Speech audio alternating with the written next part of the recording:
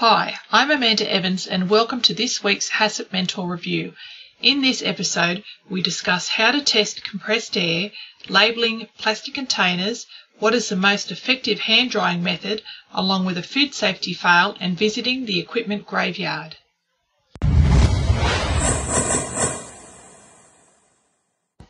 Compressed air testing. If you use compressed air in your food business, you need to ensure the safety of this material.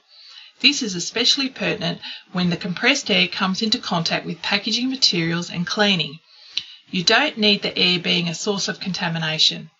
There are different ways that you can test the safety or purity of your compressed air. Methods of collection can include the use of air sampling equipment, membrane filtration, and sterile sponges. Whatever method you choose, make sure that it's an aseptic sampling collection. Talk to your testing laboratory for the best method of testing for your business situation. This week's action item is for your maintenance people, as it seems to be their responsibility the majority of the time. This week, go around your food business and check that redundant equipment is adequately stored and does not cause a pest harbourage. This includes any metal pipes that mice and rats could nest in or clearance areas around your equipment graveyard. Food poisoning outbreaks. Ongoing investigations into a Camplylobacter outbreak associated with the consumption of raw milk continues this week in Alaska. There is currently 22 people who have been ill and are linked to this particular outbreak. Let's have a look at labelling of plastic containers. The labelling of containers from waste to sanitizer bottles to ingredient storage can be challenging for any food business. Finding the right method to ensure that the labelling will remain on can be very tough. Colour coding containers would have to be the easiest method that I have seen as an auditor.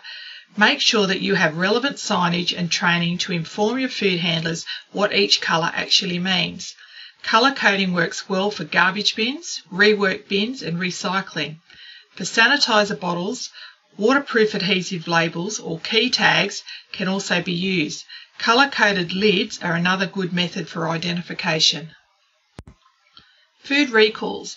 A voluntary recall this week was undertaken for canned tuna products due to a packaging fault.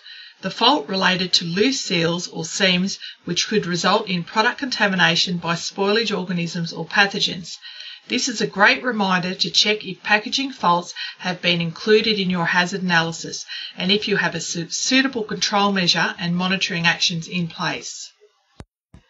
Our feature this week is around hand drying methods.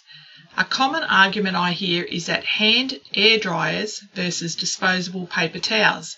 I definitely have my preference based on what I've seen on both the scientific and a practical point. So let's compare the two options.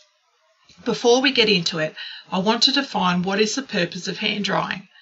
Straightforward, I know, but the purpose is to dry hands after hand washing, as wet hands can become a source of future contamination if they remain moist. Using a single-use disposable towel is a quick and easy hand drying technique that is not only effective but also promoted through public health agencies. It relies on the paper absorbance and the physical action of the user to remove excess moisture. Single-use towels are less likely to be contaminated with negative bacteria. Hand air dryers are not as effective and in some instances can be a source of contamination. One of the downfalls of the hand air dryer is the time it takes for your hands to actually dry. When you look at how busy a food business can get, I truly believe, and what I've also seen, that people are more likely not to dry their hands if this is the only hand drying method that is actually in place. The option of drying your hands on your clothing becomes greater, which leads to post-hand washing contamination of your hands.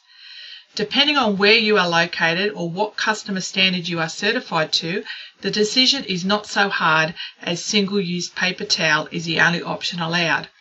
If you elect to go for hand air dryers, make sure that you have sufficient validation and verification data to support that hands are not contaminated. I guess you can pick my preference, so let me know what you think and leave a comment below this review.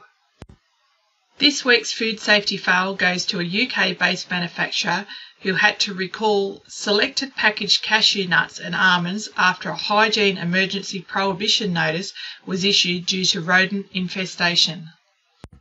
That wraps up another episode of HACCP Mentor Review. Be sure to leave your comments below this review, especially on your hand drying preference. Until next time, thanks so much for watching or listening. I'm Amanda Evans from HACCPmentor.com.